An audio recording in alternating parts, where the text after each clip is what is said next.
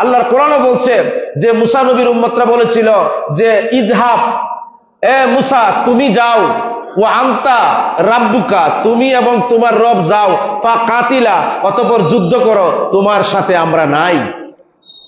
মিকদাদ ইবনে আসওয়াদ রাদিয়াল্লাহু তাআলা আনহু দাঁড়িয়ে বললেন, ইয়া রাসূলুল্লাহ, ইয়া হাবিবাল্লাহ, লা নাকুলু কামা কাউলে মুসা ইজহাব আনতা ওয়া রাব্বুকা ফাকাতিলা ওয়ালাকিন্না আন ইয়ামিনিকা আন শিমালিকা আন বাইনা ইয়াদাইকা ওয়া খালফাকা। ইয়া রাসূলুল্লাহ, আল্লাহর শপথ করে বলছি, যদি আপনার সামনে আঘাত আসে আমরা সামনে আক্রমণ করব। আমরা মুসা নবীর উম্মতের মতো বলবো না যাও তুমি এবং তোমার রব যুদ্ধ করো।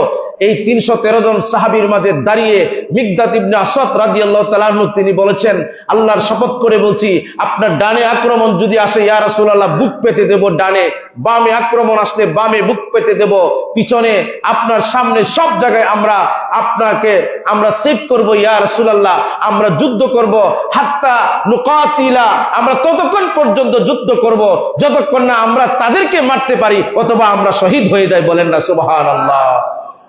যখন এই কথাগুলি বলতেছে, এই মিকদাদ ইবনে আসওয়াদের পাশে অনেক সাহাবী ছিল।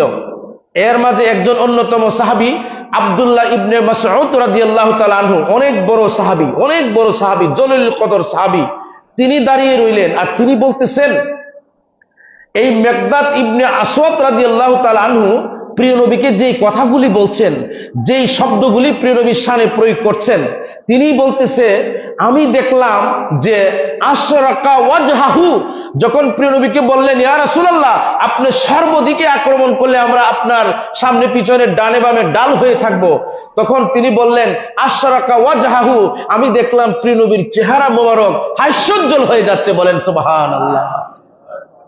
ওয়াসাররাহু ইয়ানি কাউলুহু, আমি দেখতে পেলাম হযরত মিকদাদ ইবনে আসওয়াদের কথা শুনে প্রিয় নবী মুস্কি হাসি দিলেন। বলেন সুবহানাল্লাহ।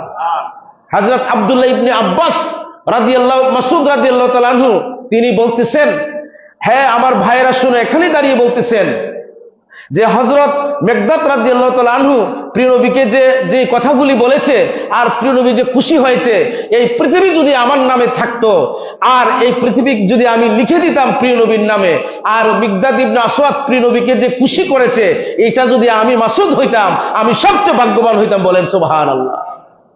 আপনারা মনে হাদিসটা বুঝছেন না, এজন্য সুবহানাল্লাহ কম কইছেন। হাদিসগুলি বুঝতে হবে, এটা বুখারীর হাদিস। প্রিয় নবীর কোরআনে, আল্লাহর কোরআনের পরেই হাদিস শরীফের স্থান। এটার অর্থ কি বুঝেছেন? যে আল্লাহ রাসূল সাল্লাল্লাহু আলাইহি সাল্লামকে বলতেছেন যে আল্লাহ রাসূলকে যে খুশি করেছে, এটা যদি আমি হইতাম, আমার দুনিয়াটা লিখে দিল, আমি এটা নিতাম। কেন? সাহাবা کرام বুঝাতে চাচ্ছেন এটাই, যে প্রিয় নবী যদি খুশি হয়ে যায় আমাদের আর কোনো কিছু দরকার নাই, জান্নাত আমরা এমনি পেয়ে যাব। প্রিয় নবী খুশি হলে এমনি আল্লাহকে পেয়ে যাব।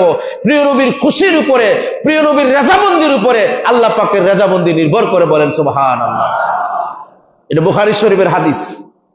সাহাবা کرام নবীকে খুশি করতে চেয়েছে, যদি এটা আমি হইতাম, সাররাহু ইয়াকুলু কাউলুহু, তিনি যে কথা বললেন প্রিয় নবী খুশি হয়ে গেলেন, যদি এটা আমি হইতাম তাহলে এই পৃথিবীতে আমার আর কোনো চিন্তা থাকতো না যে মিকদাদ ইবনে আসওয়াদ রাদিয়াল্লাহু তাআলা প্রিয় নবীকে যেভাবে খুশি করেছেন। সুবহানাল্লাহ বলি।